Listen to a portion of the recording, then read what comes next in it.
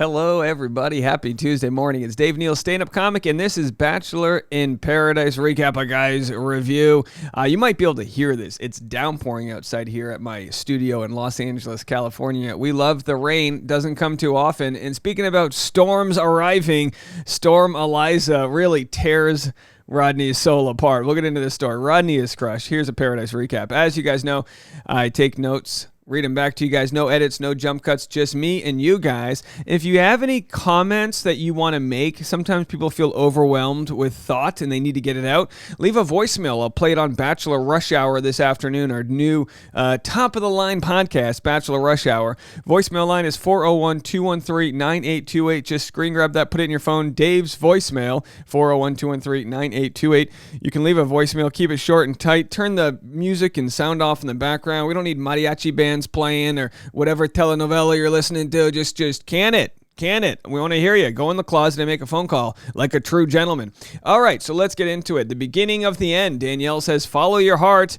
Oh boy, all hearts lead to Rome. We know that. Or all, roses lead to Rome. If you know, you know. Logan says his strongest connection is Kate, but she's still on her date with Hayden. Logan said he didn't want to smother Kate, but regrets how he handled it. So, of course, this is not going to go well for old Logan and Katie over here.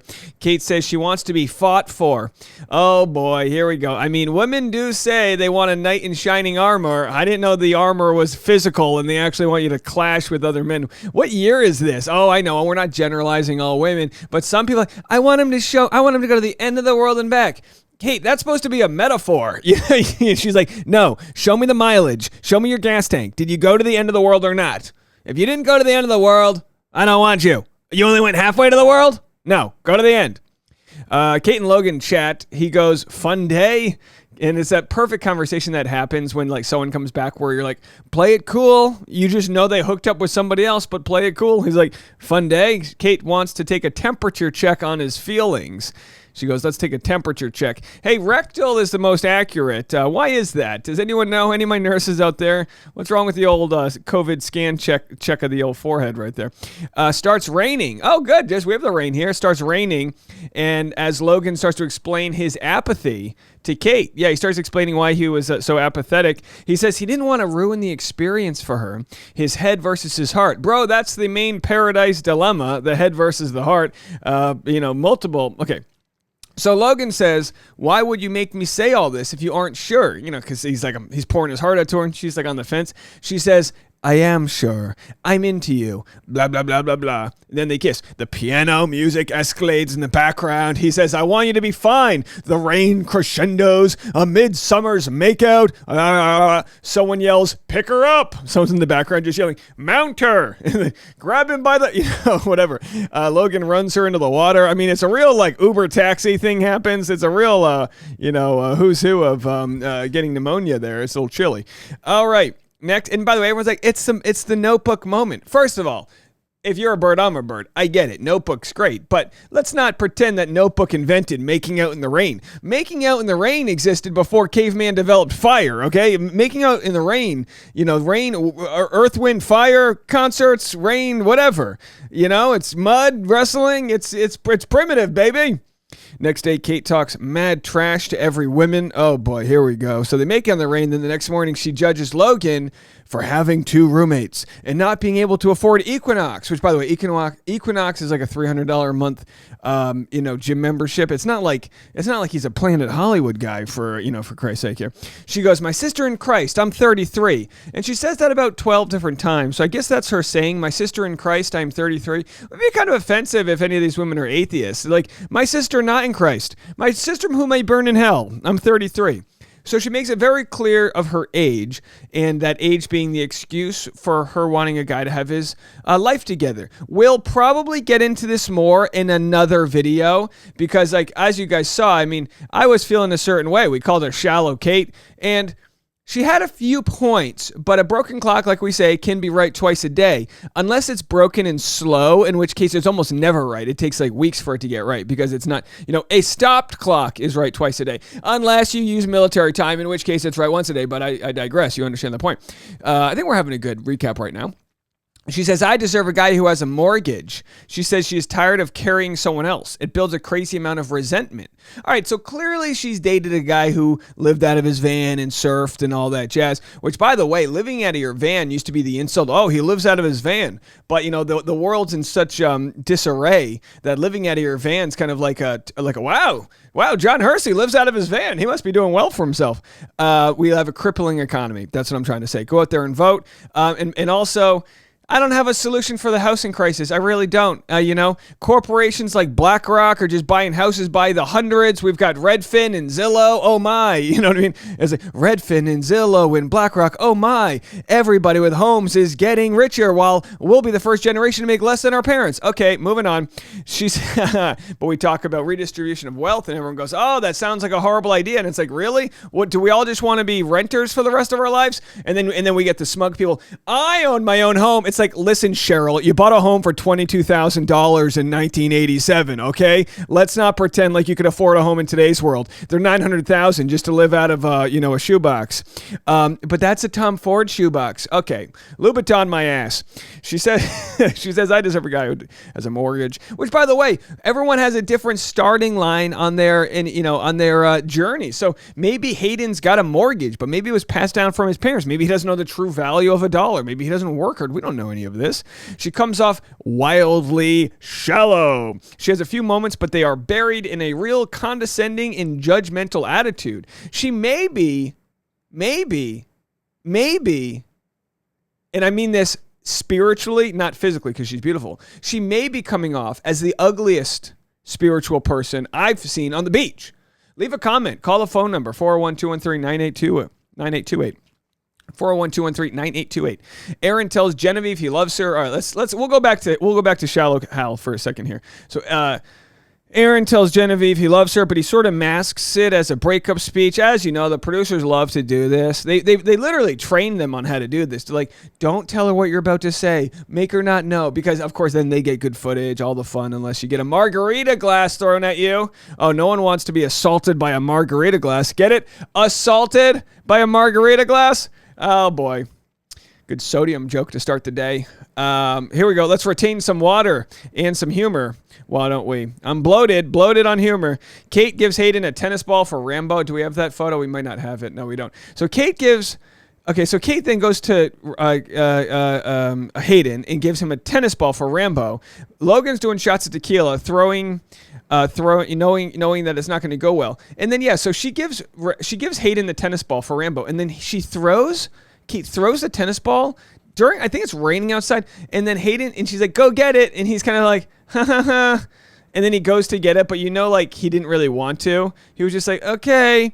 Meanwhile, he's got his new white sneakers on. He probably put those on. I mean, look, here he is. Hayden's got, justice for Hayden. He's got his new white kicks on, and then she's making him run out into the ocean for a tennis ball. He's like, look, I love my dog, but no one's getting in the way of my Sperry's here. Rodney tells Eliza he's stressed. He doesn't want to lose her. So we have that moment here, that moment where Rodney doesn't want to lose Eliza before the rose ceremony. Then the rose ceremony happens. Let's go to who leaves, who stays. Genevieve picks Aaron. Jasenia picks Andrew. Victoria picks Johnny. Serene picks Brandon. Danielle picks Michael. Brittany picks Tyler. Shanae picks Joey. Florence picks Justin. Kate picks Logan. So Kate picks Logan, which leads to a little weird moment we'll get to in a second. Johnny says Victoria is making him a better person, then says knock on wood, but there was no wood there. So that just goes to show if there's no wood there and you say knock on wood, you're doomed. Brandon says he found the one woman in the world who will put him above all else. And he's probably the only one on the beach that can experience that because everyone else is full of deceivery. Is deceivery a word? It is now. Kate said deception.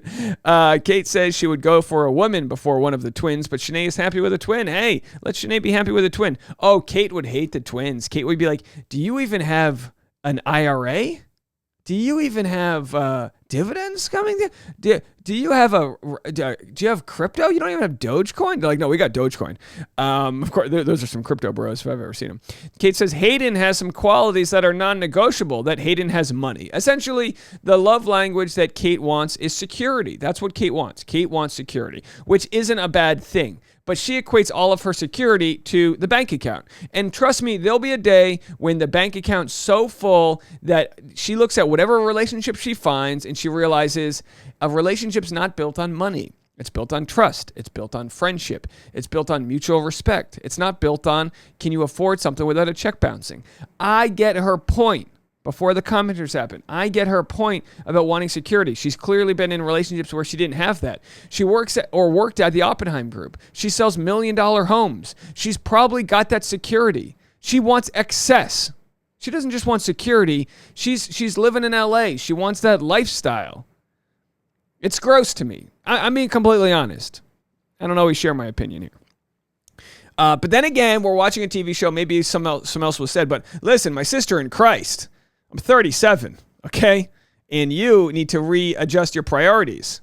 All right, Kate says Hayden has some, okay. Kate still chooses Logan. Then he goes, I don't feel well liked by Kate. He goes, when you give someone a rose, you're supposed to say why you like them. But she says, I need more from you. Yeah, she gave him a rose and was like, we need to do better. And he's like, am I in trouble?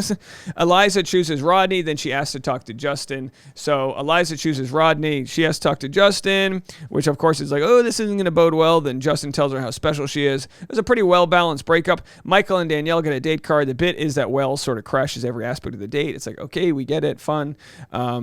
As Reality Steve pointed out, Chris Harrison did this when they were in the pandemic on the date where he like showed up at every aspect of the date. And it's like, cool, great. Why don't you just do the date? I don't get it. Whatever. Okay. Meanwhile, Eliza breaks down to Rodney, says she can't do this. She tells Rodney, I can't do this. And she says she doesn't think she made the right decision for herself, but thinks she was influenced by how much love everyone has for Rodney.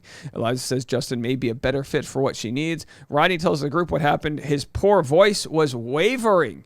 Rodney's voice was wavering. Brothers and sisters in Christ, they hug him. She left to go find Justin. Rodney says, my heart is broken. I'm embarrassed. Well, you know what Celine Dion says, my heart will go on. Rodney doesn't think his will, but hey, it will. Take Celine Dion's advice. Your heart will go on. And there is Logan just checking out the camera, being like, we good? We got the shot? Okay. But yeah, a very powerful moment. One of the first times we've seen the whole beach. Oh, sorry, I wasn't over there. One of the first times we've seen the whole beach come together and really support someone in their in this heartbreaking decision. You can't exactly blame Eliza though. She's following her heart as well. It just so happens to want to go to Baltimore. Look, whatever. Your heart left a beautiful beach in Sayulita, Mexico for Baltimore. She's upset. She calls it an impossible situation. It's truthfully, there's no one to blame. Although, people might say, well, Rodney did this to Lace and this and that. It's like, yeah, it's just a part of the beach. It's a son of a beach. Cameras follow Eliza going to Baltimore to chase Justin. I'm so glad they're continuing this story. I hate when the story just like leaves off. It's like, all right, she's going to go fetch Justin. There you go. Imagine Justin opens the door and he's like, nah. He's like eating a cold slice of pizza. He's like, nah, you had your chance, kid. We'll have to say how it all plays out next week. That's it for me. Tons of other content coming out. We've got so many stories. We have a spoiler story. We have Gabby and Eric breakup story. We have all of this coming to you today. And then later on at Bachelor Rush Hour, we're going to wrap it all up and share some more information at Bachelor Rush Hour. You can click the link in the comment section. That's where you can go to find the podcast and listen to it. Keep rating, reviewing, and subscribing. We're still number 2 in the entertainment news charts. Keep that up if you haven't already. And also, I'll be live at 10 a.m. today. Patreon.com/Dave Neal. I've got a show in Santa Clarita tonight. If anyone wants to go, there'll be information on that on my Instagram. And we'll talk to you guys soon. Bye, everybody.